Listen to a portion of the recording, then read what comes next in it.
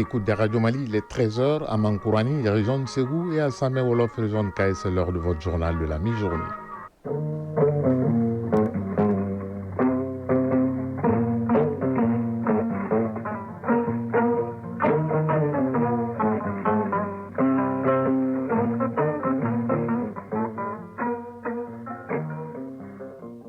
Le journal, Ousmane Daou.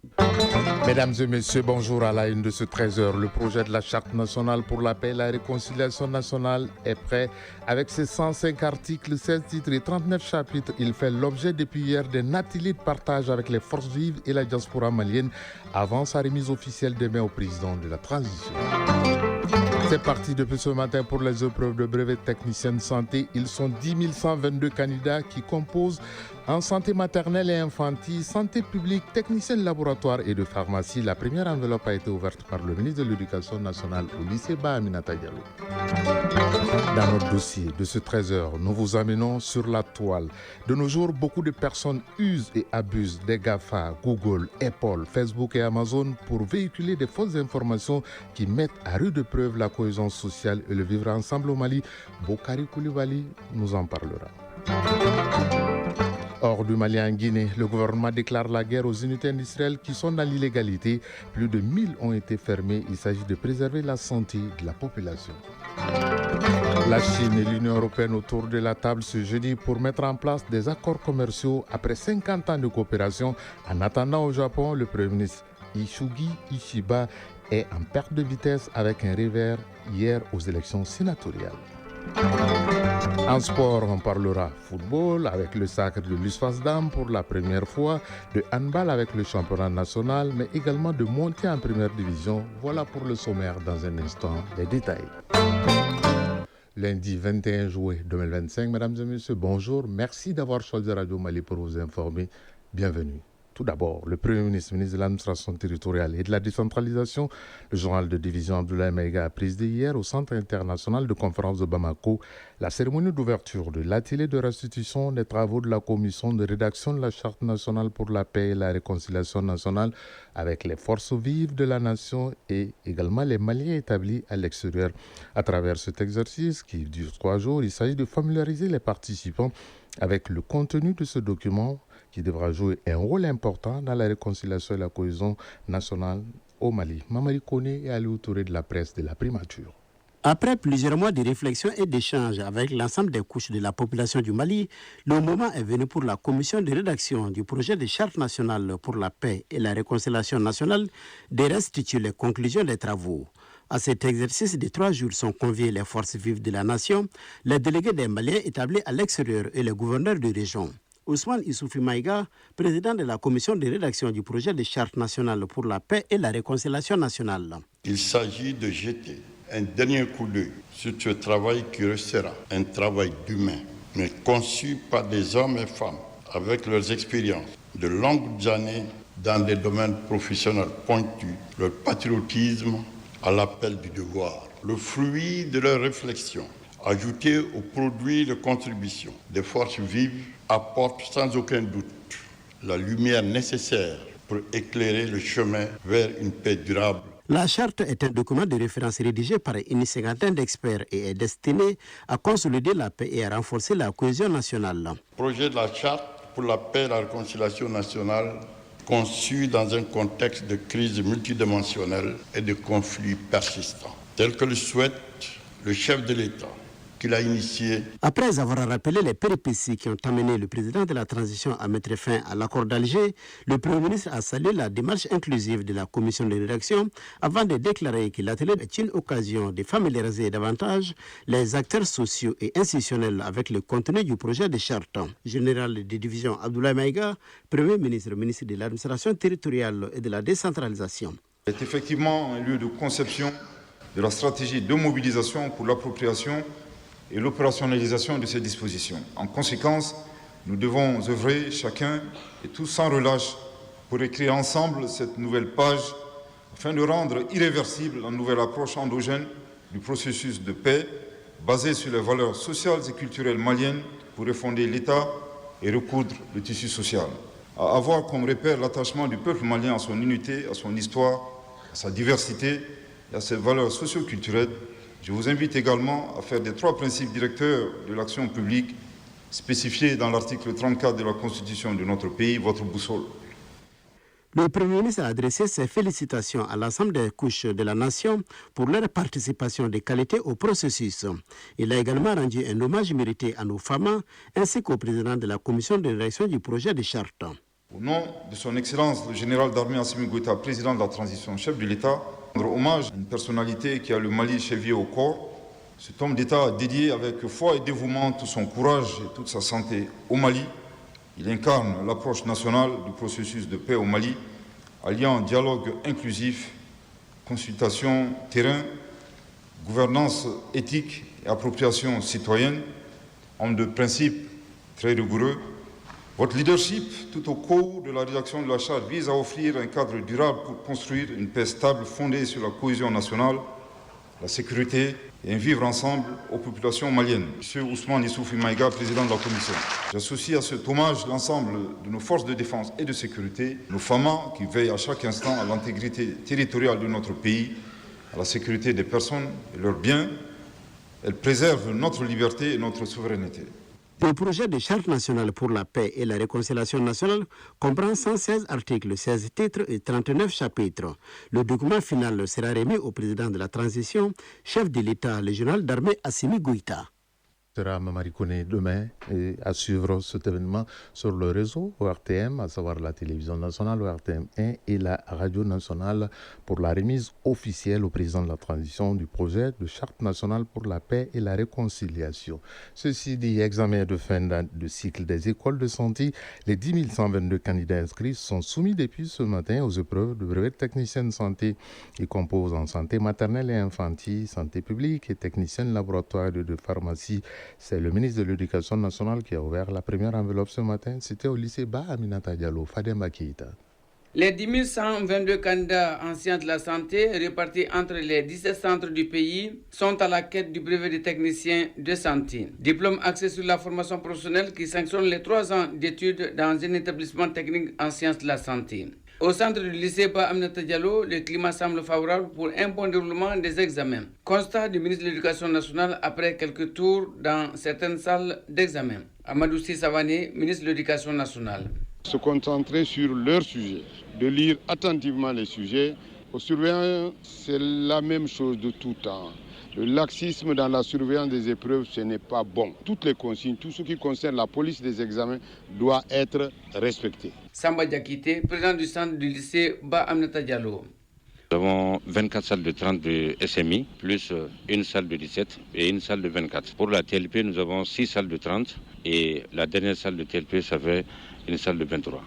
La police et le règlement, on a beaucoup insisté pour que les surveillants fassent leur travail de surveillant pour que l'enfant et l'apprenant puissent composer dans les conditions idoines. Les candidats et pour les parents d'élèves, un examen est un examen, il n'y a pas de pitié. Il faut être à l'heure, il faut faire son devoir sans tricher. Auparavant, depuis à l'entrée, les surveillants avaient soumis les candidats aux fouilles systématiques, condition première pour accéder à la salle. Alors qu'il est 13h08 à Mankourani, c'est à Sikasso, c'est l'heure de la page internationale. Et première escale, la Guinée-Conakry, où 1724 unités de production industrielle ont été fermées pour non-conformité à la loi. La plupart des unités sont des fabriques d'eau en sachet ou en bouteille. En plus des fermetures, les produits ont été retirés du marché. Pour le ministère du Commerce et de l'Industrie des petites et moyennes entreprises de la Guinée, ces mesures visent à protéger la santé des consommateurs et de garantir des produits sûrs et de qualité sur le marché guinéen. Au Nigeria, une attaque dans la région des Zamfara a fait au moins 9 morts et plusieurs personnes enlevées par des hommes armés. Les autorités ont annoncé tout mettre en œuvre pour récupérer les otages et promis une lutte implacable contre les groupes armés. Selon la police nigériane, au mois de juin dernier, une centaine d'Assyriens avaient été tués. Les dirigeants de l'Union européenne sont attendus en Chine le jeudi prochain pour le sommet Union européenne-Chine 2025. Ursula von der Leyen, la présidente de la Commission européenne, et Antonio Costa, le président du Conseil européen, rencontreront le président chinois Xi Jinping. Au cœur des discussions des accords commerciaux, ce sommet coïncide avec les 50 ans de relations diplomatiques entre la Chine et l'Union européenne. Au Japon, la coalition gouvernementale du Premier ministre Shigeru Ishiba, composée du Parti libéral-démocrate et de son allié centriste Komeito, a perdu hier les élections sénatoriales. Déjà privée des majorités à la Chambre basse depuis 2024, elle perd désormais le contrôle de la Chambre haute. Le Premier ministre japonais Shigeru Ishiba a déclaré vouloir se maintenir à son poste de Premier ministre malgré ce revers électoral. Place à présent à notre dossier de ce 13h. Dans un monde où l'information circule à une vitesse fulgurante, la désinformation et les discours de haine trouvent du terrain pour s'épanouir.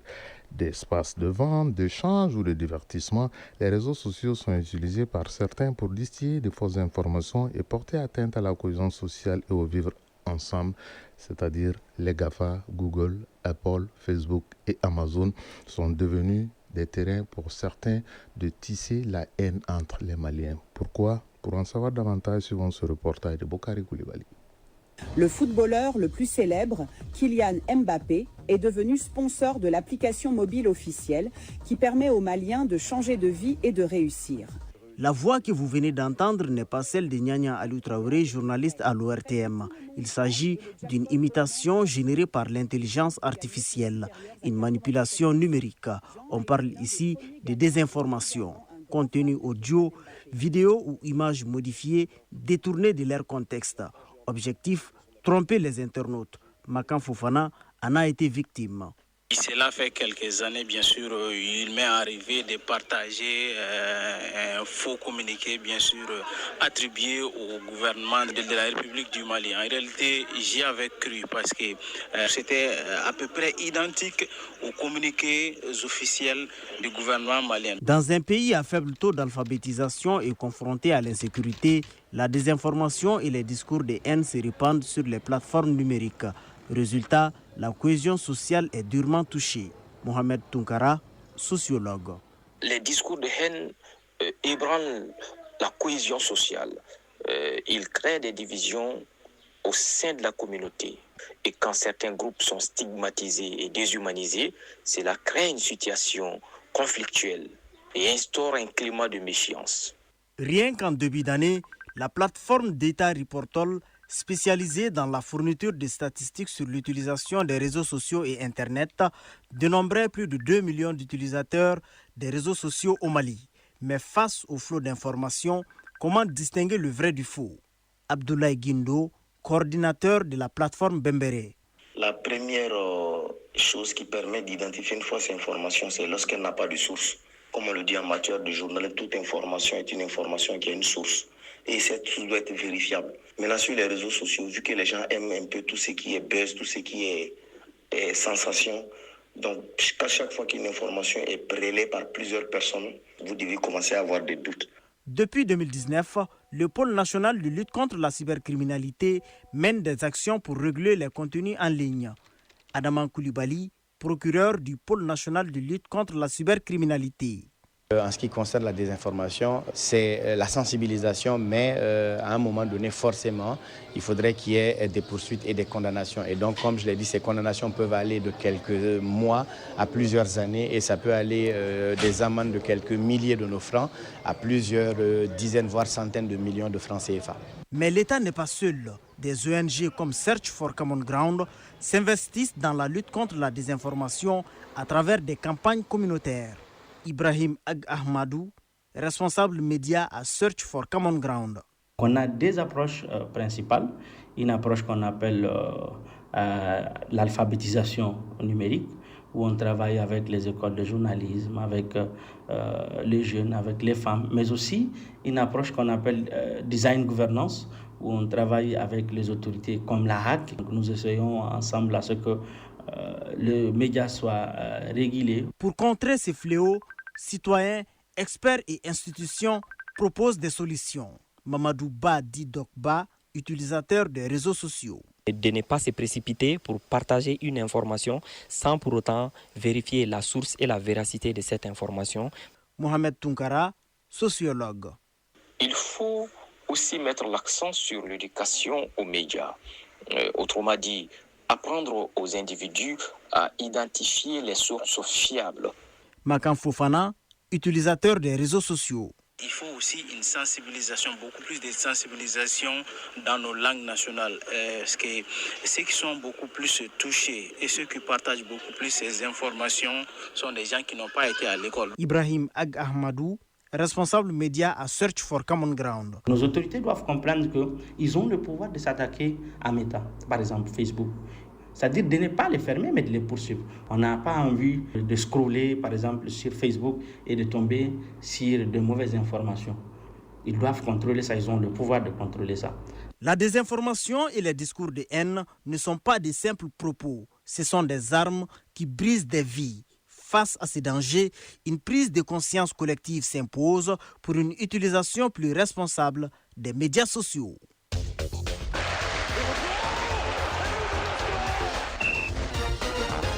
C'est l'heure de l'actualité sportive de ce 13h. En handball, le championnat national du Mali démarre demain au stade du 26 mars de Rimadio et ce jusqu'au 9 août prochain. Et en football, tournoi de montée en Ligue 1, la première journée dans le groupe B se joue demain également. En CAN féminine au Maroc, les demi-finales sont prévues mardi à l'honneur décidément avec à l'affiche Nigeria, Afrique du Sud et à 16h Maroc. Nigeria, Afrique du Sud à 16h et Maroc-Ghana à 19h. Toujours en football féminin, l'USFAS est sacrée championne du Mali. Les USFASiennes ont décroché leur tout premier titre en disposant de l'association sportive du Mali, l'AS Mandé, par le score de 3-1. C'était au stade Mamadou Konaté 6 à Tomingoro-Bougou au compte de la 6e et dernière journée du Carré d'As. Le point de l'actualité sportive, c'est avec Fotiki Tunkara.